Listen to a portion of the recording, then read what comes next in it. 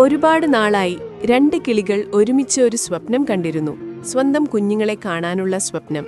അങ്ങനെ പെൺകിളി മുട്ടയിടാൻ തുടങ്ങി. ആൺകിളി സന്തോഷത്തോടെ തീറ്റ തേടി പറന്നുപോകും. ഓരോ ദിവസവും അവൾക്കായി ഭക്ഷണം കൊണ്ടുവരും.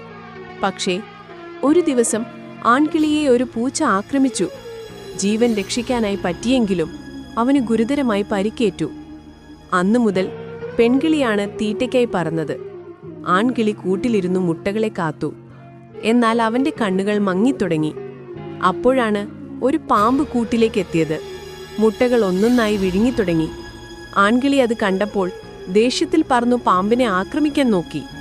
പാമ്പും കിളിയും തമ്മിൽ പൊരുതിയപ്പോൾ അവൻ വീണുപോയി. അന്ന് വൈകിട്ട് പെൺകിളി തീറ്റയുമായി മടങ്ങിയെത്തി. കൂട് ശൂന്യം, മുട്ടകളില്ല, ജീവനില്ലാതെ കിടക്കുന്ന തന്റെ ഇണ മാത്രം. അവൾക്കത് സഹിക്കാനായില്ല. അവളുടെ ശബ്ദം ആകാശത്തു